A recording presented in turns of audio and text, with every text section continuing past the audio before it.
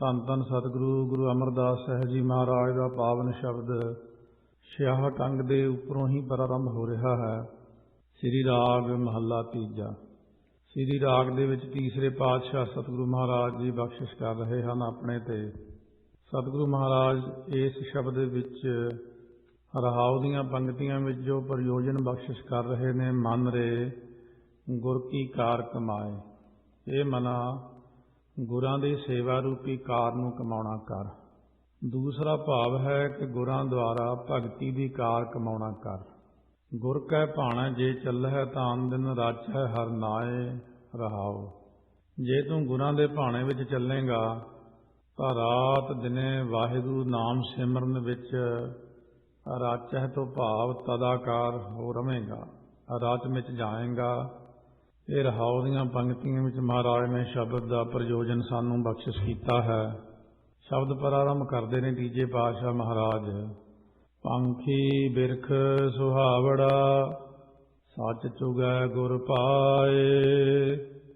ਸਰੀਰ ਰੂਪ ਜੋ ਦਰਖਤ ਹੈ, ਬ੍ਰਿਕਸ਼ ਕਹਿ ਲਈਏ, ਬੂਟਾ ਕਹਿ ਲਈਏ ਵੱਡਾ, ਇਹਦੇ ਤੇ ਬੈਠਾ ਹੋਇਆ ਉਹ ਜੀਵ ਰੂਪ ਪੰਛੀ ਬੜਾ ਸੋਭਾ ਵਾਲਾ ਹੈ, ਜੋ ਇਸ ਢੰਗ ਦੇ ਨਾਲ ਵਿੱਚ ਭਾਏ ਤੋਂ ਭਾਵ ਪ੍ਰੇਮ ਕਰਕੇ ਗੁਰਾਂ ਦੇ ਭਾਣੇ ਅੰਦਰ ਚੱਲ ਕੇ ਸੱਚੇ ਨਾਮ ਰੂਪ ਚੋਗੇ ਨੂੰ ਚੁਗਦਾ ਹੈ। ਸਰੀਰ ਰੂਪ ਬ੍ਰਿਕਸ਼ ਤੇ ਬੈਠਾ ਹੋਇਆ ਜੀਵ ਪੰਛੀ ਗੁਰਾਂ ਦੇ ਭਾਣੇ ਵਿੱਚ ਚੱਲ ਕੇ ਪ੍ਰੇਮ ਦਾ ਸਦਕਾ ਨਾਮ ਰੂਪ ਚੋਗੇ ਨੂੰ ਚੁਗਦਾ। ਹਰ ਰਸ ਪੀਵੈ ਸਹਿਜ ਰਹੈ ਉਡੈ ਨਾ ਆਵੈ ਜਾਏ। ਜੋ ਹਰੀ ਨਾਮ ਰੂਪ ਰਸ ਨੂੰ ਪੀਂਦਾ ਹੋਇਆ ਗਿਆਨ ਵਿੱਚ ਤਦਾਕਾਰ ਰਹਿੰਦਾ, ਗਿਆਨ ਦੇ ਸੰਯੁਕਤ ਜਾਗਰਤ ਹੈ। ਜਿਵੇਂ ਕਹਿੰਦੇ ਇੱਕਦਮ ਸੁਚੇਤ ਹੈ। ਇਹ ਜਦੋਂ ਗੁਰਸਿੱਖ ਗਿਆਨ ਵਿੱਚ ਸੁਚੇਤ ਹੁੰਦਾ, ਉਹ ਸੁਚੇਤਤਾ ਬੜੀ ਭਾਰੀ ਚੀਜ਼ ਹੈ ਜਿਹੜੀ ਹਰ ਵਕਤ ਇਹਨੂੰ ਸਾਵਧਾਨ ਰੱਖਦੀ ਹੈ। ਸੋਝੀ ਕਹਿੰਦੇ ਨੇ ਗੁਰੂ ਘਰ ਦੇ ਅੰਦਰ ਉਹਨੂੰ। ਉਹ ਉੱਡ ਕੇ ਵਾਸ਼ਨਾ ਕਰਕੇ ਕਿਸੇ ਹੋਰ ਥਾਂ ਤੇ ਇੱਧਰ ਉੱਧਰ ਭਟਕਦਾ ਨਹੀਂ, ਜਾਂਦਾ ਨਹੀਂ, ਆਉਂਦਾ ਨਹੀਂ। ਉੱਡ ਕੇ ਭਾਵ ਤੋਂ ਸਰੀਰ ਨੂੰ ਤਿਆਗ ਕੇ ਜੰਮਦਾ ਮਰਦਾ ਵੀ ਨਹੀਂ, ਕਿਉਂਕਿ ਉਹਦਾ ਜੰਮਣਾ ਮਰਨਾ ਹੀ ਮੁੱਕ ਜਾਂਦਾ। ਉਡੈ ਤੋਂ ਭਾਵ ਕਿ ਗੁਰੂ ਗ੍ਰੰਥ ਸਾਹਿਬ ਮਹਾਰਾਜ ਤੋਂ ਬਿਨਾਂ ਉਹਦੀ ਸੁਰਤੀ ਦੀ ਉਡਾਰੀ ਹੋਰ ਕਿਤੇ ਨਹੀਂ ਲੱਗਦੀ। ਉਹ ਮਹਾਰਾਜ ਨੂੰ ਛੱਡ ਕੇ, ਜਿਵੇਂ ਫਰਮਾਇਆ, ਗੁਰ ਸਾਗਰ ਰਤਨੀ ਭਰਪੂਰੇ ਅੰਮ੍ਰਿਤ ਸੰਤ ਚੁਗੈ ਨਹੀਂ ਦੂਰੇ। ਹਰ ਰਸ ਚੋਗ ਚੁਗੈ ਪ੍ਰਭ ਭਾਵੈ। ਮਹਾਰਾਜ ਕਹਿੰਦੇ ਹਰੀ ਦਾ ਰਸ ਰੱਬ ਦੇ ਪਿਆਰੇ ਨੂੰ ਭਾਉਂਦਾ, ਚੋਗਾ ਚੁਗਦੇ ਨੇ। ਹਰ ਰਸ ਚੋਗ ਚੁਗੈ ਪ੍ਰਭ ਭਾਵੈ। ਸਰਵਰ ਮੈਂ ਹੰਸ ਪ੍ਰਾਨ ਪਦ ਪਾਵੈ। ਕਿਆ ਬਗ ਬਪੜਾ ਛਪੜੀ ਨਹਾਏ, ਕੀਚੜ ਡੂਬੈ ਮੈਲ ਨਾ ਜਾਏ। ਰੱਖ ਰੱਖ ਚਰਨ ਧਰੇ ਵਿਚਾਰੀ, ਦੁਬਦਾ ਛੋੜ ਪਏ ਨਿਰੰਕਾਰੀ। ਸੋ ਰੱਬ ਦੇ ਪਿਆਰੇ ਛੱਡ ਕੇ ਕਿਸੇ ਥਾਂ ਦੇ ਉੱਤੇ ਹੋਰ ਨਹੀਂ ਜਾਂਦੇ, ਆਪਣੇ ਆਤਮਿਕ ਤੌਰ ਤੇ ਸਰੀਰ ਦੇ ਅੰਦਰ ਹੀ ਭਾਣੇ ਵਿੱਚ ਰਹਿ ਕੇ ਨਾਮ ਦੇ ਰਸ ਨੂੰ ਕਮਾਉਂਦੇ ਨੇ, ਪ੍ਰਾਪਤ ਕਰਦੇ ਨੇ। ਨਿਜ ਘਰ ਵਾਸਾ ਪਾਇਆ ਹਰ ਹਰ ਨਾਮ ਸਮਾਏ। ਵਾਹਿਗੁਰੂ ਵਾਹਿਗੁਰੂ ਨਾਮ ਦੇ ਚਿੰਤਨ ਕਰਨ ਵਿੱਚ ਸਮਾ ਕੇ ਉਹਨਾਂ ਨੇ ਆਪਣੇ ਸਰੂਪ ਘਰ ਵਿੱਚ ਨਿਵਾਸ ਪਾਇਆ, ਵਾਹਿਗੁਰੂ ਵਾਹਿਗੁਰੂ ਕਰਕੇ। ਮਨ ਰੇ ਗੁਰ ਕੀ ਕਾਰ ਕਮਾਏ। ਇਹ ਮੇਰਿਆ ਮਨਾ, ਤੂੰ ਵੀ ਗੁਰੂ ਸਾਹਿਬ ਦੀ ਸੇਵਾ ਰੂਪੀ ਕਾਰ ਕਮਾ, ਔਰ ਦੂਸਰੀ ਕਾਰ ਭਗਤੀ ਦੀ ਕਮਾ। ਮੁੱਖ ਵਿੱਚ ਵਾਹਿਗੁਰੂ, ਹੱਥਾਂ ਨਾਲ ਸੇਵਾ ਕਰਨੀ, ਦੋਨਾਂ ਕਾਰਜਾਂ ਨੂੰ ਕਰਦਾ ਰਹਿ। ਤੀਸਰਾ ਜੋ ਚੀਜ਼ ਮੰਨਣ ਯੋਗ ਹੈ, ਗੁਰ ਕੈ ਭਾਣੈ ਜੇ ਚੱਲਹਿ ਤਾਂ ਆਨ ਦਿਨ ਰਾਚੈ ਹਰ ਨਾਏ ਰਹਾਉ। ਜੇ ਤੂੰ ਗੁਰੂ ਸਾਹਿਬ ਦੇ ਭਾਣੇ ਵਿੱਚ ਚੱਲੇਗਾ, ਉਹਦੇ ਹੁਕਮ ਵਿੱਚ ਚੱਲੇਗਾ, ਜੋ ਜੋ ਗੁਰੂ ਸਾਹਿਬ ਨੇ ਕਿਹਾ ਉਹ ਮੰਨੇਗਾ, ਤਾਂ ਰਾਤ ਦਿਨੇ ਵਾਹਿਗੁਰੂ ਦੇ ਸਿਮਰਨ ਵਿੱਚ ਸਮਾ ਜਾਵੇਂਗਾ, ਤਦਾਕਾਰ ਹੋ ਜਾਏਗਾ, ਰਚ ਵਿੱਚ ਜਾਏਗਾ। ਜੇ ਗੁਰਾਂ ਦੀ ਕਹੀ ਹੋਈ ਰਹਿਤ ਨੂੰ ਇਨ ਬਿਨ ਕਮਾ ਲਵੇਂ। ਜਿਵੇਂ ਸਤਿਗੁਰੂ ਨੇ ਆਪਾਂ ਨੂੰ ਰਹਿਤ ਕਹੀ ਆ, ਉਸ ਰਹਿਤ ਦੇ ਅਨੁਸਾਰ ਹੀ ਹੋ ਕੇ ਚੱਲੀਏ ਤਾਂ ਨਾਮ ਦੇ ਵਿੱਚ ਮਨ ਰਚ ਵਿੱਚ ਜਾਂਦਾ, ਭਾਣੇ ਨੂੰ ਮੰਨਦਿਆਂ ਹੋਇਆ। ਪੰਖੀ ਬਿਰਖ ਸੁਹਾਵੜੇ ਉਡਹਿ ਚਾਹੁੰਦੇ ਸਜਾਹੇ। ਸੰਸਾਰ ਦਰਖਤ ਉੱਪਰ ਬੈਠੇ ਹੋਏ ਜੀਵ ਰੂਪ ਪੰਛੀ ਤਾਂ ਹੈਗੇ ਨੇ, ਹੈ ਤਾਂ ਬੜੇ ਸੁਹਾਵਣੇ ਸਨ, ਪਰ ਵਾਸ਼ਨਾ ਦੇ ਮਾਰੇ ਹੋਏ ਉੱਡ ਕੇ ਦਸੋ ਦਿਸ਼ਾ 'ਚ ਚਲੇ ਜਾਂਦੇ ਨੇ।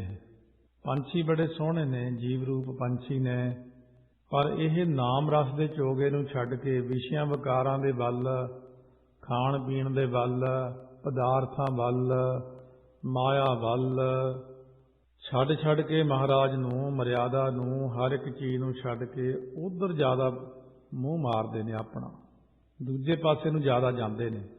ਫਿਰ ਇਹ ਲੱਭਦੇ ਨੇ ਸੁੱਖ। ਪੰਛੀ, ਜੀਵ ਰੂਪ ਪੰਛੀ ਲੱਭਦਾ ਸੁੱਖ, ਵੀ ਮੈਨੂੰ ਆਹ ਪਦਾਰਥ ਵਿੱਚ ਸੁੱਖ ਮਿਲਣਾ, ਉੱਥੇ ਖਾ ਕੇ ਸੁੱਖ ਮਿਲਣਾ, ਉੱਥੇ ਮੈਨੂੰ ਆਹ ਕੱਪੜਾ ਪਾ ਕੇ ਸੁੱਖ ਮਿਲਣਾ, ਫਲਾਣੇ ਥਾਂ ਘੁੰਮ ਕੇ ਸੁੱਖ ਮਿਲਣਾ, ਆਹ ਪਦਾਰਥ ਪਾ ਕੇ ਸੁੱਖ ਮਿਲਣਾ। ਪਰ ਮਹਾਰਾਜ ਸੱਚੇ ਪਾਤਸ਼ਾਹ ਕਹਿੰਦੇ ਨੇ ਇਹ ਚਲੋ ਆਪਣੇ ਘਰੋਂ ਬਾਹਰ ਨਿਕਲਿਆ, ਆਪਣੇ ਸ਼ਹਿਰ ਤੋਂ ਬਾਹਰ ਨਿਕਲਿਆ, ਫਿਰ ਦੇਸ਼ ਤੋਂ ਬਾਹਰ ਨਿਕਲਿਆ, ਫਿਰ ਹੋਰ ਬਾਹਰ ਨਿਕਲਿਆ, ਫਿਰ ਹੋਰ ਦੇਸ਼ਾਂ 'ਚ ਨਿਕਲਿਆ। ਕਹਿੰਦੇ ਪਰ ਜਿੰਨਾ ਜ਼ਿਆਦਾ ਪੰਛੀ ਉੱਡਿਆ ਉਨਾ ਜ਼ਿਆਦਾ ਦੁੱਖ ਪਾਇਆ ਇਹਨੇ। ਜੇਤਾ ਉੱਡਹਿ ਦੁੱਖ ਘਣੇ, ਨਿਤ ਦਾਜੈ ਤੈ ਬਿਲ ਲਾਹੇ। ਉਹ ਜਿੰਨਾ ਕੁੜਦੇ ਨੇ ਉਨੇ ਹੀ ਬਹੁਤੇ ਦੁਖੀ ਹੁੰਦੇ ਨੇ। ਨਿਤੀ ਤ੍ਰਿਸ਼ਨਾ ਦੀ ਅੱਗ ਵਿੱਚ ਦਾਜੈ ਤੋਂ ਭਾਵ ਸੜਦੇ ਹੋਏ ਵਿਰਲਾਪ ਕਰਦੇ ਰਹਿੰਦੇ ਨੇ। ਸੋ ਜਿਸ ਪ੍ਰਕਾਰ ਕਹਿੰਦੇ ਨੇ ਸੜਦੇ ਹੋਏ ਵਿਰਲਾਪ ਕਰਦੇ ਨੇ ਇਹ, ਜਿੰਨਾ ਉੱਡਦੇ ਨੇ। ਹੁਣ ਜਿੰਨਾ ਵਿਦੇਸ਼ਾਂ 'ਚ ਆ ਕੇ ਉੜੇ ਆ, ਜਿੰਨੀ ਮਿਹਨਤ ਕੀਤੀ ਹੈ, ਜਿੰਨੀ ਥਕਾਵਟ ਹੋਈ ਸਰੀਰਾਂ ਨੂੰ, ਜਿੰਨੀ ਥਕਾਵਟ ਹੋਈ ਮਨਾਂ ਨੂੰ, ਜਿੰਨੀ ਥਕਾਵਟ ਹੋਈ ਦਿਮਾਗ ਨੂੰ, ਬੁੱਧੀ ਥੱਕ ਗਈ ਕਮਾਉਂਦਿਆਂ ਕਮਾਉਂਦਿਆਂ। ਪਰ ਕਿਸੇ ਨੂੰ ਪੁੱਛੋ ਸ਼ਾਂਤੀ ਨਹੀਂ ਹੈ, ਸੁੱਖ ਨਹੀਂ ਹੈ, ਇਕਾਗਰਤਾ ਨਹੀਂ ਹੈ। ਜੇ ਪੰਛੀ ਆਪਦੇ ਸਰੀਰ ਤੇ ਬੈਠ ਕੇ ਹੀ, ਜੀਵ ਰੂਪ ਆਤਮਾ ਪੰਛੀ ਬੈਠ ਕੇ ਸਰੀਰ ਦੇ ਉੱਤੇ ਗੁਰਾਂ ਦੇ ਭਾਣੇ 'ਚ ਚੱਲ ਕੇ ਭਗਤੀ ਕਰੇ, ਕਮਾਈ ਕਰੇ, ਸਤਿਗੁਰੂ ਕਹਿੰਦੇ ਇਹਨੂੰ ਉੱਥੇ ਹੀ ਸੁੱਖ ਮਿਲ ਜਾਣਾ ਸੀ, ਰਸ ਮਿਲ ਜਾਣਾ ਸੀ, ਸਾਰਾ ਕੁਝ। ਚਲੋ ਇੱਕ ਥਾਂ ਆ ਗਿਆ, ਉੱਥੇ ਹੀ ਟੇਕ ਕੇ ਬੈਠ ਜਾਏ, ਪਰ ਬਹਿਣਾ ਪੈਣਾ ਭਗਤੀ ਵਿੱਚ।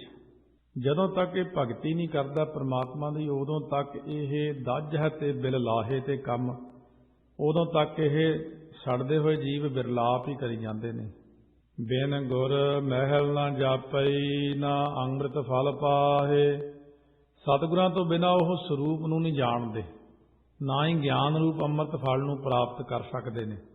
ਗੁਰਮੁਖ ਬ੍ਰਹਮ ਹਰੀ ਆਵਲਾ, ਸਾਚੈ ਸਹਿਜ ਸੁਭਾਏ। ਨਾਮ ਜਪਣ ਵਾਲੇ ਗੁਰਮੁਖ ਜਨ ਜਿਹੜੇ ਨੇ, ਸ਼ੁਭ ਗੁਣਾ ਕਰਕੇ ਹਰੀ ਆਵਲੇ, ਬ੍ਰਹਮ ਤੋਂ ਭਾਵ ਬ੍ਰਿਛ, ਬ੍ਰਹਮ ਰੂਪ ਬ੍ਰਿਛ ਦੇ ਉੱਤੇ ਇਹ ਆ ਕਰਕੇ ਬੈਠਦੇ ਨੇ। ਗੁਰਮੁਖ ਜਨ ਜਿਹੜੇ ਬ੍ਰਹਮਾਨੰਦ ਰੂਪ ਅੰਮ੍ਰਿਤ ਨੂੰ ਪੀ ਕੇ ਬ੍ਰਹਮ ਦੀ ਪ੍ਰਾਪਤੀ ਕਰਕੇ ਆਨੰਦ ਹੋ ਰਹੇ ਨੇ।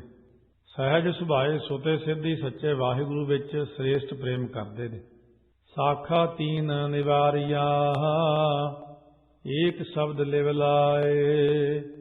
ਉਹਨਾਂ ਨੇ ਇੱਕ ਗੁਰਾਂ ਦੇ ਸ਼ਬਦ ਵਿੱਚ ਲਿਵ ਲਗਾ ਕੇ ਨਾ, ਰਜੋ ਗੁਣ, ਸਤੋ ਗੁਣ, ਤਮੋ ਗੁਣ, ਜਾਂ ਫਿਰ ਤਿੰਨ ਚੀਜ਼ਾਂ ਹੋਰ ਵੀ ਹੁੰਦੀਆਂ ਨੇ, ਸੁੱਤ, ਬਿੱਤ, ਲੋਕ, ਈਖਣਾ, ਤੀਨੀ। ਇਹ ਹੁੰਦੀ ਪੁੱਤਰ ਮਿਲ ਜਾਵੇ, ਧਨ ਮਿਲ ਜਾਵੇ, ਲੋਕਾਂ 'ਚ ਮੇਰੀ ਵਡਿਆਈ ਹੋ ਜਾਵੇ। ਰੂਪ ਤੀਨ, ਤਿੰਨ ਸ਼ਾਖਾ ਟਾਹਣੀਆਂ ਨਿਵਰਤ ਕਰ ਦਿੱਤੀਆਂ ਨੇ। ਸਾਖਾ ਤੀਨ ਨਿਵਾਰੀਆਂ।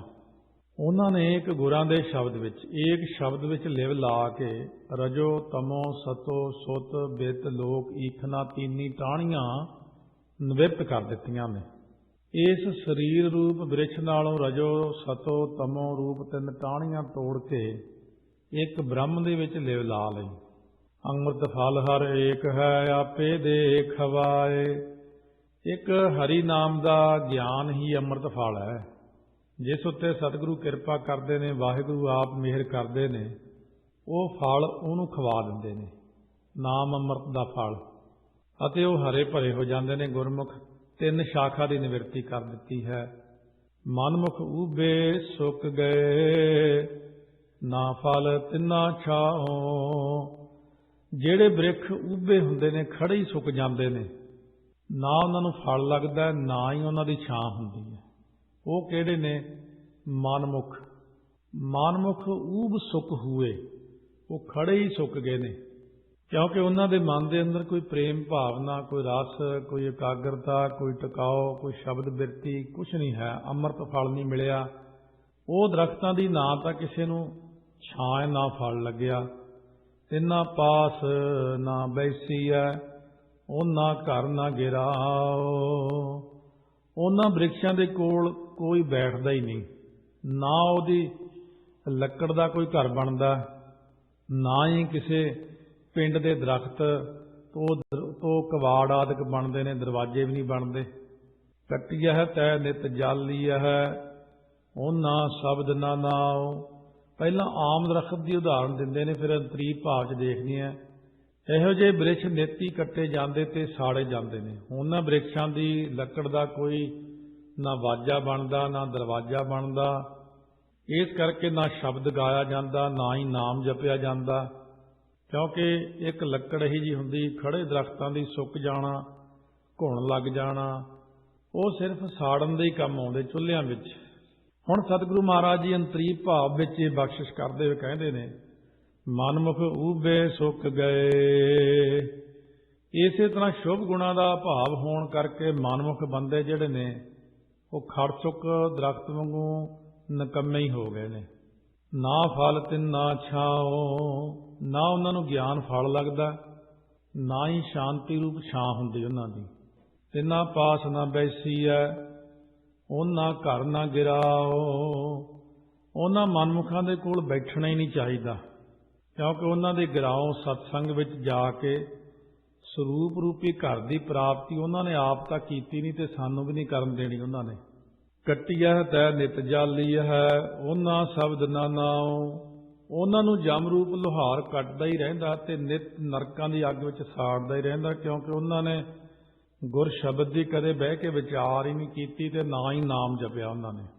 ਹੁਕਮੇ ਕਰਮ ਕਮਾਵਣੇ, ਪਿਆ ਕਿਰਤ ਫਿਰਾਓ। ਵਾਹਿਗੁਰੂ ਦੇ ਹੁਕਮ ਵਿੱਚ ਹੀ ਸਾਰੇ ਜੀਵ ਕਰਮ ਕਮਾਉਂਦੇ ਨੇ। ਕਹਿੰਦੇ ਜਿਹੋ ਜਿਹਾ ਕਿਸੇ ਦਾ ਲੇਖ ਮੱਥੇ ਤੇ ਪਿਆ ਹੁੰਦਾ, ਵੈਸੇ ਹੀ ਉਹ ਕਰਮਾਂ ਦੇ ਕਰਨ ਵਿੱਚ ਜੀਵ ਰੁੱਝੇ ਰਹਿੰਦੇ ਨੇ ਹਮੇਸ਼ਾ। ਮਸਤਕ ਤੇ ਲਿਖੇ ਅਨੁਸਾਰ ਜਿਵੇਂ ਕੋਈ ਚੀਜ਼ ਫੀਡ ਕਰ ਦਿੱਤੀ ਜਾਂਦੀ ਕੰਪਿਊਟਰ ਦੇ ਵਿੱਚ, ਉਹਦੇ ਮੁਤਾਬਕ ਹੀ ਉਹਦਾ ਪ੍ਰੋਗਰਾਮ ਹੁੰਦਾ। ਇਸੇ ਤਰ੍ਹਾਂ ਜੀਵ ਦੇ ਮਸਤਕ ਦੇ ਉੱਤੇ ਵੀ ਐਸੀ ਚੀਜ਼ ਲਾ ਦਿੰਦੇ ਨੇ, ਲਿਖ ਕੇ, ਲਿਖ ਦਾਤ ਜੋਤ ਵਡਿਆਈ ਮਿਲ ਮਾਇਆ ਸੁਰਤ ਗਵਾਈ। ਇੱਕ ਮਰਨ ਲਿਖਾਏ ਮੰਡਲ ਮਹਿ ਆਏ, ਇਹ ਵੀ ਲਿਖ ਦਿੰਦੇ ਨੇ ਮੱਥੇ ਤੇ। ਇੱਕ ਧੁਰ ਕਰਮ ਪਾਇਆ ਤੁਧ ਜਿਨ ਕੋ ਸੇ ਨਾਮ ਹਰਿ ਕੈ ਲਾਗੇ, ਉਹ ਵੀ ਮੱਥੇ ਤੇ ਲੇਖ ਲਿਖ ਦਿੰਦੇ ਨੇ। ਭਾਗਾਂ ਦੇ ਨਾਲ ਦਰਸ਼ਨ ਹੁੰਦੇ ਨੇ, ਭਾਗਾਂ ਨਾਲ ਸਤਸੰਗਤ ਮਿਲਦੀ ਹੈ, ਇਹ ਵੀ ਮਸਤਕ ਦਾ ਹੀ ਲੇਖ ਹੈ। ਵਾਹਿਗੁਰੂ ਦੇ ਹੁਕਮ ਦੇ ਅੰਦਰ ਹੀ ਸਾਰਾ ਕੁਝ ਹੁੰਦਾ। ਮਹਾਰਾਜ ਕਹਿੰਦੇ ਨੇ, ਹੁਕਮੇ ਦਰਸ਼ਨ ਦੇਖਣਾ ਜੈ ਭੇਜੈ ਤੈ ਜਾਓ। ਉਹਦੇ ਹੁਕਮ ਵਿੱਚ ਹੀ ਵਾਹਿਗੁਰੂ ਦੇ ਦਰਸ਼ਨ ਦਾ ਦੇਖਣਾ ਹੁੰਦਾ। ਜਿੱਥੇ ਵਾਹਿਗੁਰੂ ਭੇਜਦਾ ਉੱਥੇ ਹੀ ਜੀਵ ਜਾਂਦਾ। ਬੈਠਾ ਤਾਂ ਅੰਦਰ ਆਪ ਹੀ ਹੈ, ਪ੍ਰੇਰਣਾ ਹੀ ਦੇਣੀ ਹੁੰਦੀ ਹੈ ਬਸ। ਤੇ ਜੀਵ ਆਤਮਾ ਇਹ ਸਮਝਦੀ ਹੈ ਕਿ ਇਹ ਮੈਂ ਕਰ ਰਿਹਾ ਹਾਂ। ਵਾਸਤਵ ਦੇ ਵਿੱਚ ਕਰਤਾ ਉਹ ਆਪ ਹੀ ਰਿਹਾ ਸਾਰਾ ਕੁਝ, ਪਰ ਜੀਵ ਦੇ ਅੰਦਰ ਇਹ ਹਉਂ ਪੈਦਾ ਹੋ ਜਾਂਦੀ ਕਿ ਇਹ ਮੈਂ ਕਰ ਰਿਹਾ। ਇੱਥੇ ਹੀ ਜੀਵ ਮਾਰ ਖਾ ਜਾਂਦਾ। ਹੁਕਮੇ ਹਰ ਹਰ ਮਨ ਵਸੈ, ਹੁਕਮੇ ਸੱਚ ਸਮਾਓ। ਵਾਹਿਗੁਰੂ ਦੇ ਹੁਕਮ ਵਿੱਚ ਹੀ ਵਾਹਿਗੁਰੂ ਵਾਹਿਗੁਰੂ ਨਾਮ ਮਨ 'ਚ ਵਸਦਾ। ਜੇ ਵਸਣਾ ਹੋਵੇ ਤਾਂ ਉਹਦੇ ਹੁਕਮ ਵਿੱਚ ਵਸ ਜਾਂਦਾ। ਵਸਦਾ ਵੀ ਫਿਰ ਕਿੰਨੇ ਚਿਰ 'ਚ? ਇੱਕ ਛਿਨ ਵਿੱਚ, ਇੱਕਦਮ ਪ੍ਰਕਾਸ਼ ਹੋ ਜਾਂਦਾ ਉਹਨੂੰ। ਅਤੇ ਹੁਕਮ ਵਿੱਚ ਹੀ ਸੱਚ ਵਿੱਚ ਸਮਾ ਜਾਂਦਾ ਜੀਵ। ਹੁਕਮ ਨਾ ਜਾਣ ਹੈ ਬੱਪੜੇ, ਭੂਲੇ ਫਿਰ ਹੈ ਗਵਾਰ। ਜਿਹੜੇ ਬੱਪੜੇ ਵਿਚਾਰੇ ਹੁਕਮ ਮੰਨਣਾ ਨਹੀਂ ਜਾਣਦੇ ਜੀਵ, ਉਹ ਗਵਾਰ ਮੂਰਖ ਜਿਹੜੇ ਲੋਕ ਨੇ ਸੰਸਾਰ ਉਜਾੜ ਵਿੱਚ ਭੁੱਲੇ ਭਟਕੇ ਰਹਿੰਦੇ ਨੇ, ਕਿਉਂਕਿ ਉਹ ਮਨ ਦੇ ਹੱਠ ਕਰਕੇ ਕਰਮ ਕਮਾਉਂਦੇ ਨੇ। ਮਨ ਹੱਠ ਕਰਮ ਕਮਾਉਂਦੇ ਨਿਤ ਨਿਤ ਹੋਏ ਖੁਆਰ। ਉਹ ਮਨ ਦੇ ਹੱਠ ਵਾਲੇ ਕਰਮ ਕਮਾਉਂਦੇ ਨੇ, ਇਸ ਕਰਕੇ ਉਹ ਰੋਜ਼ ਨਿਤਾ ਪ੍ਰਤੀ ਖੁਆਰ ਖਰਾਬ ਹੀ ਹੁੰਦੇ ਨੇ ਕਿ ਜੀ ਉਹਨਾਂ ਨੂੰ ਕਹੀ ਆਹ ਕਰਮ ਜਿਹੜਾ ਗੁਰਮਤਿ ਅਨੁਸਾਰ ਨਹੀਂ। ਕਹਿੰਦੇ ਲਾ ਤੈਨੂੰ ਬੜਾ ਪਤਾ, ਮੈਂ ਧੱਕੇ ਨਾਲ ਹੀ ਫਿਰ ਹੱਠ ਨਾਲ ਕਰਮ ਕਮਾਉਣਾ, ਸਾਨੂੰ ਵੀ ਪਤਾ। ਕਹਿੰਦੇ ਫਿਰ ਨੁਕਸਾਨ ਹੋ ਜਾਂਦਾ, ਫਿਰ ਆਲਾ ਦੁਆਲਾ ਝਾਕਦੇ ਨੇ, ਫਿਰ ਖਰਾਬ ਹੋ ਜਾਂਦਾ ਸਾਰਾ ਕੁਝ। ਜਿਸ ਨੂੰ ਗੁਰਮਤਿ ਦਾ ਗਿਆਨ ਹੈ, ਅੰਦਰ ਪ੍ਰਕਾਸ਼ ਹੈ, ਜਿਹੜਾ ਸੋਝੀ ਲੈ ਕੇ ਚੱਲਦਾ, ਸਾਨੂੰ ਉਹਦੇ ਪਿੱਛੇ ਹੀ ਚੱਲਣਾ ਚਾਹੀਦਾ। ਤੇ ਜਦੋਂ ਸਾਨੂੰ ਸੋਝੀ ਨਾ ਹੋਵੇ, ਕਾਹਨੂੰ ਆਪਣੀ ਮਰਜ਼ੀ ਕਰਨੀ। ਮਹਾਰਾਜ ਕਹਿੰਦੇ ਫਿਰ ਅੰਤਰ ਸ਼ਾਂਤ ਨ ਆਵਈ, ਨਾ ਸੱਚ ਲੱਗੈ ਪਿਆਰ। ਉਹਨਾਂ ਦੇ ਅੰਦਰ ਸ਼ਾਂਤੀ ਨਹੀਂ, ਟਿਕਾਓ ਨਹੀਂ, ਇਕਾਗਰਤਾ ਨਹੀਂ, ਠੰਡ ਨਹੀਂ ਹੈ, ਅਤੇ ਨਾ ਹੀ ਸੱਚ 'ਚ ਉਹਦਾ ਪਿਆਰ ਲੱਗਦਾ। ਸੱਚ ਵਿੱਚ ਪ੍ਰੇਮ ਬਣਦਾ ਹੀ ਨਹੀਂ। ਗੁਰਮੁਖੀਆਂ ਮੋਹ ਸੋਹਣੇ, ਗੁਰ ਕਾ ਹੇਤ ਪਿਆਰ। ਗੁਰੂ ਪਿਆਰਿਆਂ ਵਿੱਚ ਪ੍ਰੇਮ ਕਰਨ ਨਾਲ ਅਤੇ ਗੁਰਾਂ ਦੇ ਵਿੱਚ ਪ੍ਰੇਮ ਕਰਨ ਦੇ ਨਾਲ ਗੁਰਮੁਖਾਂ ਦੇ ਮੁਖ ਦਰਗਾਹ ਦੇ ਵਿੱਚ ਸੋਭਦੇ ਨੇ, ਉਜਲੇ ਹੋ ਜਾਂਦੇ ਨੇ। ਨਾਨਕ ਤੇ ਮੁਖ ਉਜਲੇ ਤਿਤ ਸੱਚਾ ਦਰਬਾਰ। ਸੱਚੇ ਦਰਬਾਰ ਸੱਚਖੰਡ ਦੇ ਵਿੱਚ ਵੀ, ਸੱਚੇ ਦਰਬਾਰ ਸਾਧ ਸੰਗਤ ਵਿੱਚ ਵੀ ਉਹ ਸੋਭਨੀਕ ਹੁੰਦੇ ਨੇ। ਪੰਜਵੇਂ ਪਾਤਸ਼ਾਹ ਫਰਮਾਉਂਦੇ ਨੇ, ਸਈ ਸੁੰਦਰ ਸੋਹਣੇ ਸਾਧ ਸੰਗ ਜਿਨ ਬਹਿਣੇ। ਸੱਚੀ ਭਗਤੀ ਸੱਚ ਰਤੇ ਦਰ ਸੱਚੈ ਸਚਿਆਰ। ਸੱਚੀ ਭਗਤੀ ਕਰਦੇ ਹੋਏ ਸੱਚ ਵਿੱਚ ਰੰਗੇ ਗਏ, ਇਸ ਲਈ ਉਹ ਸੱਚੇ ਦਰਬਾਰ ਵਿੱਚ ਸਚਿਆਰ ਹੁੰਦੇ ਨੇ, ਭਾਵ ਸੱਚ ਦੀ ਪ੍ਰਾਪਤੀ ਵਾਲੇ। ਸਚਿਆਰ ਸਿੱਖ ਬਣ ਜਾਂਦਾ, ਉਹ ਗੁਰਾਂ ਦੇ ਕੋਲ ਬੈਠਦਾ, ਸਚਿਆਰਾ ਬਣ ਜਾਂਦਾ। ਕਿਵ ਸਚਿਆਰਾ ਹੋਈ ਐ, ਕਿਵ ਕੂੜੈ ਟੁੱਟੈ ਪਾਲ। ਹੁਕਮ ਰਜਾਈ ਚਲਣਾ ਨਾਨਕ ਲਿਖਿਆ ਨਾਲ। ਨਾਨਕ ਇਹਵੈ ਜਾਣੀਆਂ ਸਭ ਆਪੇ ਸਚਿਆਰ। ਸਚਿਆਰ ਹੁੰਦਾ ਪ੍ਰਮਾਤਮਾ, ਤੇ ਸਚਿਆਰ ਦੀ ਪ੍ਰਾਪਤੀ ਵਾਲਾ ਵੀ ਸਚਿਆਰ ਬਣ ਜਾਂਦਾ। ਆਏ ਸੇ ਪ੍ਰਵਾਨ ਹੈ ਸਭ ਕੁਲ ਕਾ ਕਰਹਿ ਉਧਾਰ। ਉਹ ਦੁਨੀਆ 'ਚ ਆਏ ਹੋਏ ਪ੍ਰਮਾਣਨੀਕ ਹੋ ਗਏ ਨੇ, ਸਫਲ ਹੋ ਗਏ ਨੇ।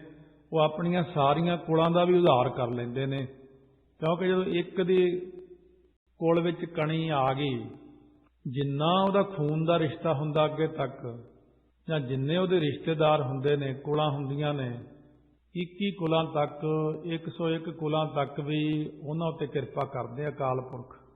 ਸਭ ਨਦਰੀ ਕਰਮ ਕਮਾਵਦੇ ਨਦਰੀ ਬਾਹਰ ਨਾ ਕੋਏ। ਵਾਹਿਗੁਰੂ ਦੀ ਨਿਗਾਹ ਵਿੱਚ ਸਾਰੇ ਜੀਵ ਕਰਮ ਕਮਾਉਂਦੇ, ਉਹਦੀ ਨਜ਼ਰ ਤੋਂ ਬਾਹਰ ਕੋਈ ਜੀਵ ਨਹੀਂ ਹੋ ਸਕਦਾ। ਸਾਰੇ ਜੀਵ ਉਹਦੇ ਹੁਕਮ ਅਨੁਸਾਰ ਹੀ ਕਰਮ ਕਮਾਉਂਦੇ ਨੇ। ਜੈਸੇ ਨਦਰ ਕਰ ਦੇਖੈ ਸੱਚਾ ਤੈਸਾ ਹੀ ਕੋ ਹੋਏ। ਉਹ ਸੱਚਾ ਪ੍ਰਮਾਤਮਾ ਜਿਹੋ ਜਿਹੀ ਨਜ਼ਰ ਕਰਕੇ ਕਿਸੇ ਵੱਲ ਦੇਖਦਾ, ਉਹ ਕੋਈ ਉਸੇ ਤਰ੍ਹਾਂ ਦੀ ਹੋ ਜਾਂਦਾ। ਜਿਵੇਂ ਉਹ ਪ੍ਰਮਾਤਮਾ ਚੋਂ ਭਾਉਂਦਾ, ਉਸੇ ਤਰ੍ਹਾਂ ਹੀ ਜੀਵ ਬਣ ਜਾਂਦਾ, ਉਸੇ ਤਰ੍ਹਾਂ ਉਹਦੇ ਮਨ ਬਣ ਜਾਂਦਾ। ਅੰਦਰੋਂ ਸਾਡਾ ਮਨ ਪ੍ਰਮਾਤਮਾ ਨੇ ਬਣਾਉਣਾ ਹੁੰਦਾ, ਮਨ 'ਚ ਆਪੇ ਆ ਜਾਂਦਾ ਬਈ ਵਿਹਲੇ ਬੈਠੇ ਕੀ ਕਰਦੇ ਆ, ਨਾਮ ਜਪੀਏ। ਉਹਦੇ ਮਨ 'ਚ ਆਉਣ ਲੱਗ ਜਾਂਦਾ, ਚਲੋ ਆਪਾਂ ਵੀ ਸੇਵਾ ਕਰੀਏ, ਪ੍ਰੇਰਣਾ ਵਿੱਚ ਹੋ ਜਾਂਦੀ ਗੱਲ। ਜਦੋਂ ਉਹਦੀ ਨਜ਼ਰ ਪੱਠੀ ਜੇ ਕਰੇ ਸੁਲਤਾਨਾ ਕਾਹੋ ਕਰਾਇੰਦਾ, ਦਰ ਮੰਗਣ ਭਿੱਖ ਨਾ ਪਾਇੰਦਾ। ਜੇ ਪੁੱਠੀ ਨਿਗਾਹ ਹੋ ਜਾਂਦੀ ਹੈ, ਫਿਰ ਉਹ ਬੰਦਾ ਪੁੱਠੇ ਪਾਸੇ ਨੂੰ ਤੁਰ ਪੈਂਦਾ। ਮਹਾਰਾਜ ਕਹਿੰਦੇ ਮੇਰੇ ਅਨੁਸਾਰ ਹੀ ਸਭ ਜੀਵ ਚੱਲਦੇ ਨੇ, ਮੇਰੇ ਹੁਕਮ ਦੇ ਵਿੱਚ। ਕਿਉਂਕਿ ਤੁਮ ਹੋ ਸਭ ਰਾਜਨ ਕੇ ਰਾਜਾ, ਆਪੇ ਆਪ ਗਰੀਬ ਨਵਾਜਾ। ਜੇ ਜੀਵ ਖੜ ਕੇ ਬੇਨਤੀ ਕਰ ਦੇਵੇ ਗੁਰੂ ਗ੍ਰੰਥ ਸਾਹਿਬ ਦੇ ਅੱਗੇ, ਮਹਾਰਾਜ ਅਸੀਂ ਭਟਕੇ ਹੋਏ ਹਾਂ, ਸਾਨੂੰ ਵੀ ਤੁਸੀਂ ਆਪਣੇ ਅਨੁਸਾਰ ਚਲਾ ਲਓ। ਸਤਿਗੁਰੂ ਮਹਾਰਾਜ ਫਿਰ ਆਪਣੇ ਅਨੁਸਾਰ ਹੀ ਜੀਵ ਨੂੰ ਚਲਾ ਲੈਂਦੇ ਨੇ। ਨਾਨਕ ਨਾਮ ਵਡਾਈਆਂ ਕਰਮ ਪ੍ਰਾਪਤ ਹੋਏ। ਗੁਰੂ ਸਾਹਿਬ ਕਥਨ ਕਰਦੇ ਨੇ, ਨਾਮ ਜਪਣ ਦੀਆਂ ਵਡਿਆਈਆਂ ਪੂਰਬਲੇ ਕਰਮਾਂ ਕਰਕੇ ਹੀ ਪ੍ਰਾਪਤ ਹੁੰਦੀਆਂ ਨੇ, ਨਹੀਂ ਤਾਂ ਨਾਮ ਦੀ ਵਡਿਆਈ ਛੇਤੀ ਕੀਤਿਆਂ ਕਿਸੇ ਨੂੰ ਬਖਸ਼ਿਸ਼ ਨਹੀਂ ਕਰਦੇ ਮਹਾਰਾਜ। ਸ੍ਰੀ ਰਾਗ ਮਹੱਲਾ ਤੀਜਾ। ਧੰਨ ਗੁਰੂ ਅਮਰਦਾਸ ਸਾਹਿਬ ਜੀ ਮਹਾਰਾਜ ਸੱਚੇ ਪਾਤਸ਼ਾਹ ਅੱਗੇ ਬਖਸ਼ਿਸ਼ ਕਰਦੇ ਨੇ। ਗੁਰਮੁਖ ਨਾਮ ਧਿਆਈਐ ਮਨ ਮੁਖ ਬੂਝ ਨਾ ਪਾਏ। ਗੁਰਮੁਖ ਜਨ ਜਿਹੜੇ ਨੇ, ਗੁਰਮੁਖਤਾ ਦੁਆਰਾ ਨਾਮ ਨੂੰ ਧਿਆਉਂਦੇ ਨੇ, ਗੁਰਮੁਖ ਸੁਭਾਅ ਵਾਲੇ ਬਣ ਕੇ। ਅਤੇ ਮਨਮੁਖ ਬੰਦੇ ਜਿਹੜੇ ਮਨਮੁਖਤਾ ਕਰਕੇ ਨਾਮ ਜਪਣ ਦੀ ਸਮਝ ਨਹੀਂ ਪਾ ਸਕਦੇ। ਗੁਰਮੁਖ ਸਦਾ ਮੁਖ ਉਜਲੇ ਹਰ ਵਸਿਆ ਮਨ ਆਏ।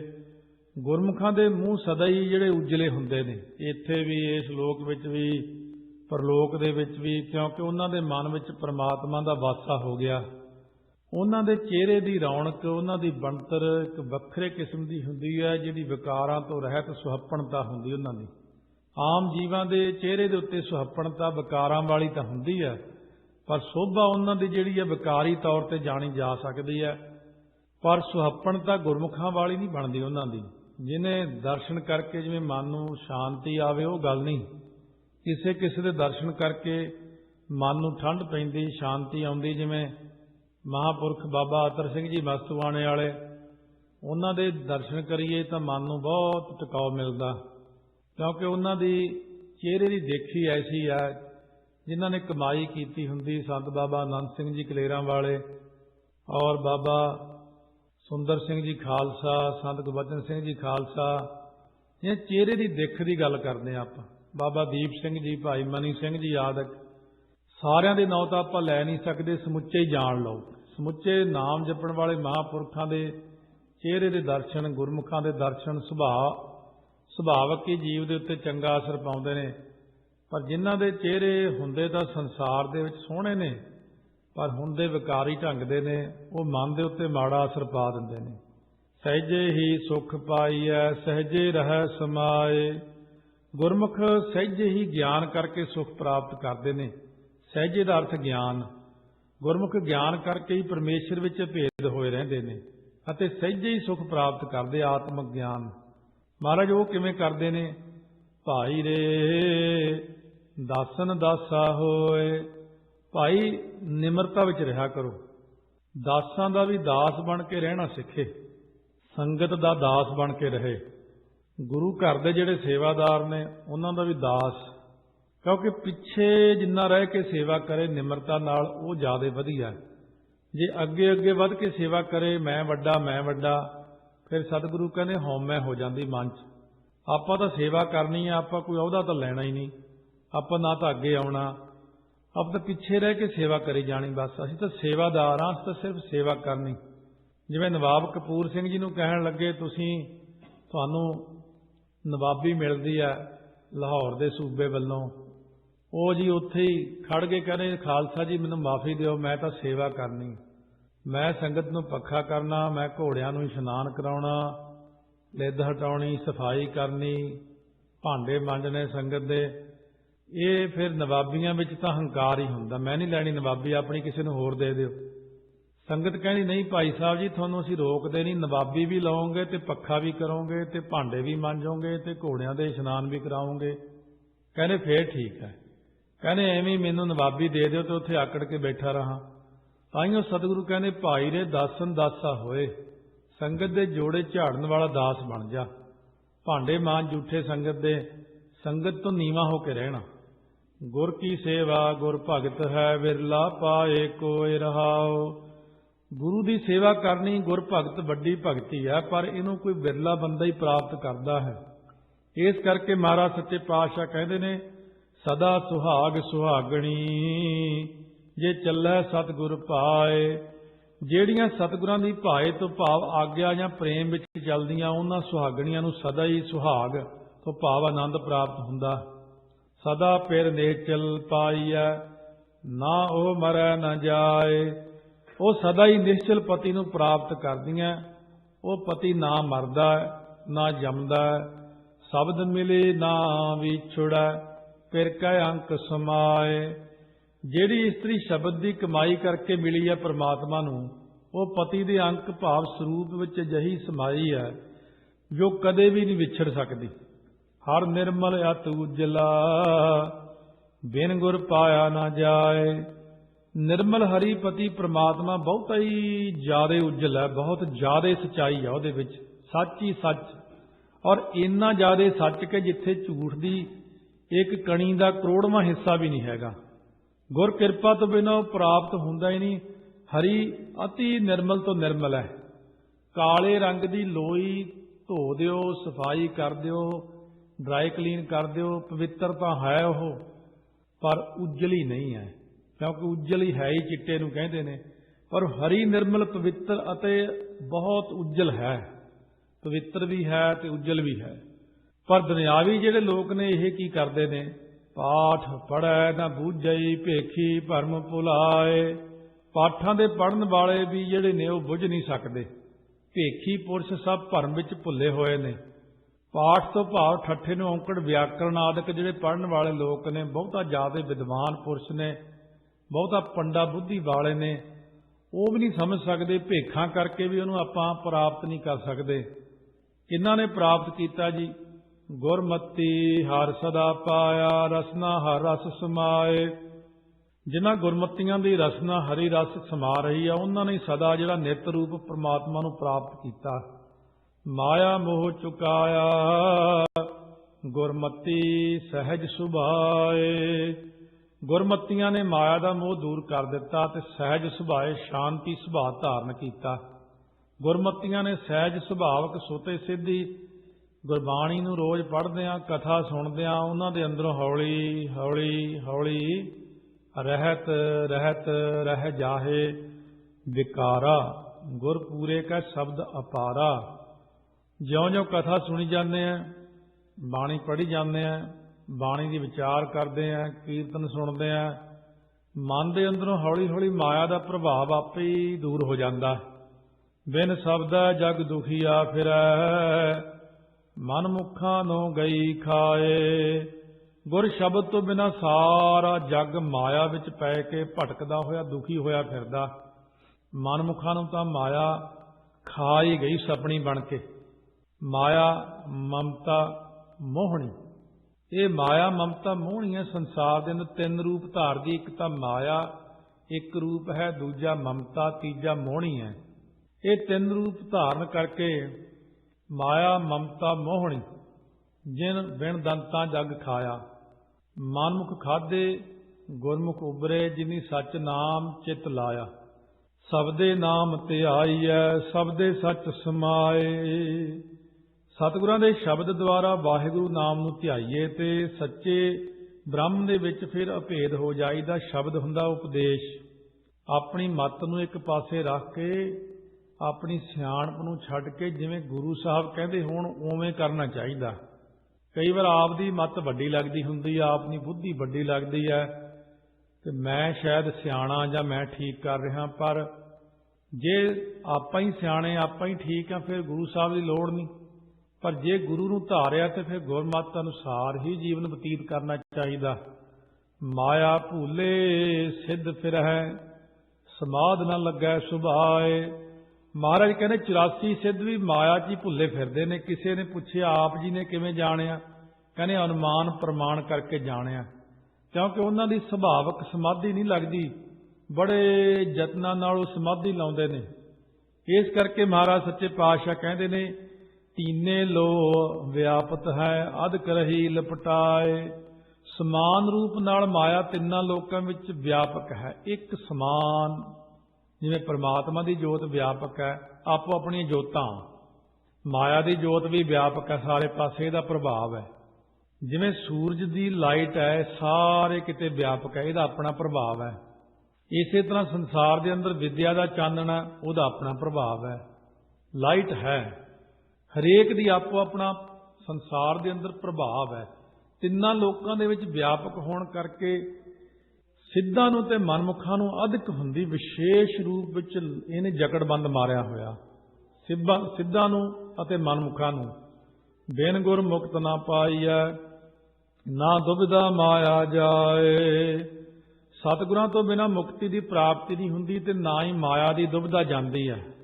ਸਤਿਗੁਰੂ ਇਹਦੀ ਮਾਇਆ ਦੀ ਦੁਬਿਧਾ ਵਿੱਚੋਂ ਕਿਸੇ ਕਿਸੇ ਨੂੰ ਕੱਢਦੇ ਨੇ, ਕਹਿੰਦੇ ਨੇ ਕਿ ਤੂੰ ਮੇਰੇ ਆਸਰੇ ਚੱਲ, ਕਿਉਂ ਇਹਦੀ ਦੁਬਿਧਾ 'ਚ ਪਿਆ ਹੋਇਆ।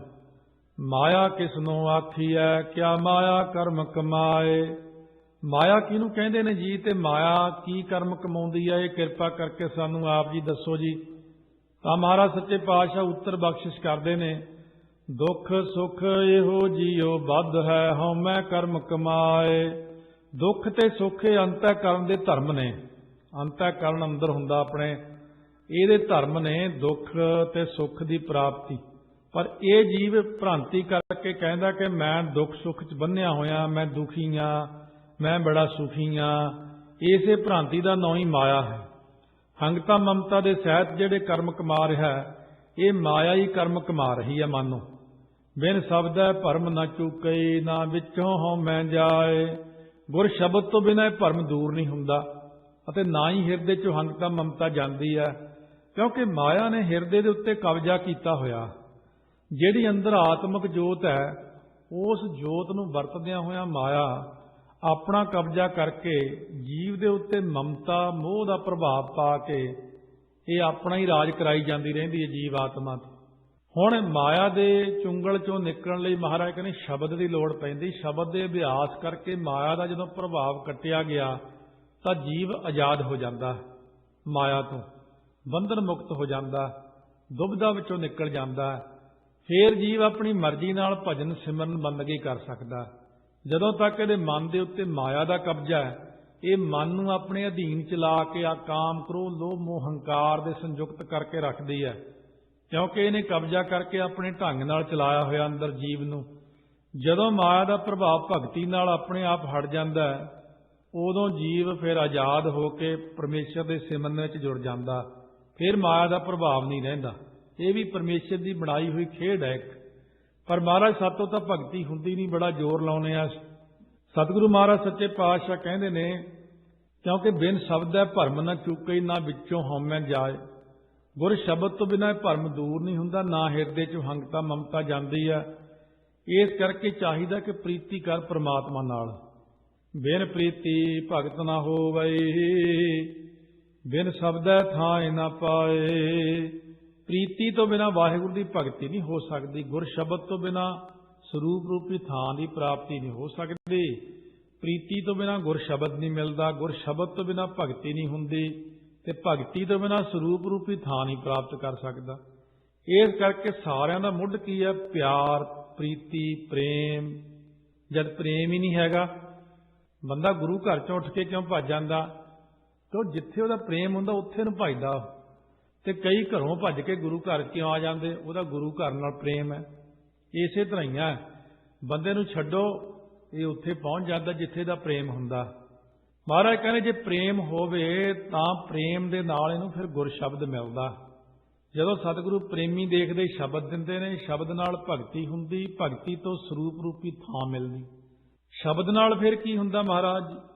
ਸ਼ਬਦੇ ਹਉ ਮੈਂ ਮਾਰੀਐ, ਮਾਇਆ ਕਾ ਭ੍ਰਮ ਜਾਏ। ਗੁਰ ਸ਼ਬਦ ਦੁਆਰਾ ਹੰਕਤਾ ਮਮਤਾ ਨੂੰ ਮਾਰਨਾ ਕਰੀਏ ਨਾ ਜਦੋਂ, ਤਾਂ ਮਾਇਆ ਦਾ ਜੋ ਕਾਰਜ ਰੂਪ ਹੈ, ਜੋ 5 ਪ੍ਰਕਾਰ ਦਾ ਭਰਮ ਹੈ, ਉਹ ਦੂਰ ਹੋ ਜਾਂਦਾ ਮਨ 'ਚ। ਮਾਇਆ ਦਾ ਭਰਮ ਗੁਰ ਸ਼ਬਦ ਦੇ ਅਭਿਆਸ ਕਰਦੇ ਕਰਦੇ, ਬਹੁਤ ਹੀ ਕਰੜੀ ਮਿਹਨਤ ਹੈ ਇਹ, ਕਿਉਂਕਿ ਮਨ ਦੇ ਅੰਦਰ ਮਨ ਮਾਇਆ ਮੈਂ ਫਦ ਰਹਿਓ, ਵਿਸਰਿਓ ਗੋਬਿੰਦ ਨਾਮ।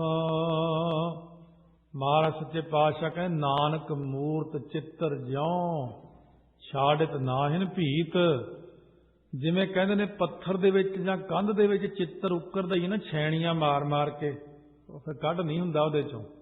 ਇਸ ਤਰ੍ਹਾਂ ਮਾਇਆ ਸਾਡੇ ਹਿਰਦੇ ਵਿੱਚ ਇੰਨੀ ਜ਼ਿਆਦਾ ਉੱਕਰੀ ਪਈ ਹੈ, ਇਹ ਗੁਰ ਸ਼ਬਦ ਤੋਂ ਬਿਨਾਂ ਨਹੀਂ ਕੱਢ ਹੋਣੀ। ਨਾਮ ਪਦਾਰਥ ਪਾਈਐ, ਗੁਰਮੁਖ ਸਹਿਜ ਸੁਭਾਏ। ਗੁਰਮੁਖ ਜਿਹੜੇ ਉਹ ਗੁਰਾਂ ਦੁਆਰਾ ਵਾਹਿਗੁਰੂ ਦੇ ਨਾਮ ਪਦਾਰਥ ਨੂੰ ਜਦੋਂ ਪ੍ਰਾਪਤ ਕਰ ਲੈਂਦੇ ਨੇ, ਤਾਂ ਸੁਭਾਵਕ ਹੀ ਗਿਆਨ ਹੋ ਜਾਂਦਾ ਨਾਮ ਪਦਾਰਥ ਦੀ ਪ੍ਰਾਪਤੀ ਕਰਕੇ। ਬਿਨ ਗੁਰ ਗੁਣ ਨਾ ਜਾਪਨੀ, ਬਿਨ ਗੁਣ ਭਗਤ ਨਾ ਹੋਏ। ਗੁਰਾਂ ਤੋਂ ਬਿਨਾਂ ਸ਼ੁਭ ਗੁਣਾਂ ਦੀ ਪਛਾਣ ਨਹੀਂ ਹੁੰਦੀ। ਮਹਾਰਾਜ ਦੇ ਕੋਲ ਆ ਕੇ ਬੈਠੀਏ, ਕਥਾ ਸੁਣੀਏ, ਵਿਚਾਰ ਸੁਣੀਏ, ਤਾਂ ਸ਼ੁਭ ਗੁਣ ਪ੍ਰਾਪਤ ਹੁੰਦੇ ਨੇ। ਸ਼ੁਭ ਗੁਣਾਂ ਤੋਂ ਬਿਨਾਂ ਫਿਰ ਭਗਤੀ ਕਬੂਲ ਨਹੀਂ ਪੈਂਦੀ, ਪ੍ਰਵਾਨ ਨਹੀਂ ਹੁੰਦੀ। ਭਗਤੀ ਦਾ ਬਹੁਤ ਲੋਕ ਕਰਦੇ ਨੇ, ਪਰ ਨਾਲ ਨਾਲ ਗਲਤੀਆਂ ਵੀ ਬਹੁਤ ਕਰੀ ਜਾਂਦੇ ਨੇ। ਉਹ ਭਗਤੀ ਸੱਚਖੰਡ 'ਚ ਪ੍ਰਵਾਨ ਨਹੀਂ ਹੁੰਦੀ। ਫੇਰ ਕਹਿੰਦਾ ਮੈਂ ਇੰਨੀ ਭਗਤੀ ਕੀਤੀ ਸੀ ਤੇ ਉਹ ਭਗਤੀ ਨਾਲ ਮਿਲਿਆ ਤਾਂ ਕੁਛ ਨਹੀਂ, ਉਹ ਪ੍ਰਵਾਨ ਹੀ ਨਹੀਂ ਹੋਈ। ਸ਼ੁਭ ਗੁਣ ਤਾਂ ਪੈਦਾ ਨਹੀਂ ਕੀਤੇ। ਸਤ, ਸੰਤੋਖ, ਦਇਆ, ਧਰਮ, ਵਿਚਾਰ, ਸ਼ੁਭ ਗੁਣ ਸੀ ਜਿਹੜੇ ਉਹ ਪੈਦਾ ਕਰਨੇ ਸੀ ਨਾ ਆਪਣੇ ਵਿੱਚ। ਸੋ ਇਸ ਕਰਕੇ ਮਹਾਰਾਜ ਨੇ ਖਿਮਾ, ਹਿੰਸਾ, ਦਇਆ, ਮ੍ਰਿਦ, ਸਤ, ਬਚਨ, ਤਪ, ਜਾਨ, ਸੀਲ, ਸੌਚ, ਤ੍ਰਿਸ਼ਨਾ, ਬਿਨਾ, ਧਰਮ, ਲਿੰਗ, 10 ਜਾਨ। ਮਹਾਰਾਜ ਕਹਿੰਦੇ ਹੁਣ ਭਗਤੀ ਕਰਦਾ ਪਰ ਨਾਲ ਕੋਈ ਮਾੜਾ ਕੰਮ ਵੀ ਕਰੀ ਜਾਂਦਾ। ਭਗਤੀ ਕਰਦਾ ਸੰਤੋਖ ਤੋਂ ਰਹਿਤ, ਭਗਤੀ ਕਰਦਾ ਹਿੰਸਾ ਸਹਿਤ, ਭਗਤੀ ਕਰਦਾ ਨਾਲ ਹੋਰ ਪੁੱਠੇ ਕੰਮ, ਉਹ ਫਿਰ ਭਗਤੀ ਪ੍ਰਵਾਨ ਨਹੀਂ ਹੁੰਦੀ। ਫਿਰ ਕਹਿੰਦਾ ਮੇਰੀ ਭਗਤੀ ਮੰਨੀ ਨਹੀਂ ਗਈ। ਸਤਿਗੁਰੂ ਕਹਿੰਦੇ ਬਿਨ ਗੁਣ ਕੀਤੇ ਭਗਤ ਨਾ ਹੋਏ। ਇਸ ਕਰਕੇ ਸ਼ੁਭ ਗੁਣਾਂ ਦੀ ਪਛਾਣ ਭਗਤੀ ਨਾਲ ਹੀ ਹੁੰਦੀ ਹੈ। ਸ਼ੁਭ ਗੁਣਾਂ ਦੀ ਪਛਾਣ ਸਤਿਗੁਰੂ ਤੋਂ ਬਿਨਾਂ ਨਹੀਂ ਹੁੰਦੀ। ਸ਼ੁਭ ਗੁਣਾਂ ਬਿਨਾਂ ਭਗਤੀ ਨਹੀਂ ਹੁੰਦੀ। ਭਗਤ ਵਚਲ ਹਰ ਮਨ ਵਸਿਆ, ਸਹਿਜ ਮਿਲਿਆ ਪ੍ਰਭ ਸੋਏ। ਭਗਤਾਂ ਦੇ ਪਿਆਰੇ ਹਰੀ ਦਾ ਨਾਮ ਮਨ ਵਿੱਚ ਵਸਿਆ ਤਾਂ ਉਹ ਵਾਹਿਗੁਰੂ ਸੁਭਾਵਕ ਹੀ ਮਿਲ ਪਿਆ। ਕਿਉਂਕਿ ਜਦੋਂ ਨਾਮ ਹਿਰਦੇ 'ਚ ਵਸਿਆ ਤਾਂ ਸਾਖਿਆਤ ਹੋ ਗਏ ਪਰਮੇਸ਼ਰ, ਪ੍ਰਕਾਸ਼ ਹੋ ਗਿਆ ਉਹਨਾਂ ਦਾ। ਨਾਨਕ ਸਬਦੇ ਹਰ ਸਾਲ ਆਹੀਐ, ਕਰਮ ਪ੍ਰਾਪਤ ਹੋਏ। ਸਤਿਗੁਰੂ ਮਹਾਰਾਜ ਫਰਮਾਉਂਦੇ ਨੇ, ਗੁਰ ਉਪਦੇਸ਼ ਦੁਆਰਾ ਹਰੀ ਦੀ ਸ਼ਲਾਘਾ ਕਰੀਏ ਨਾ ਤਾਂ ਉਹਦੀ ਕਰਮ ਹੁੰਦੀ, ਕਿਰਪਾ ਪ੍ਰਾਪਤ ਹੁੰਦੀ ਜੀਵ ਨੂੰ।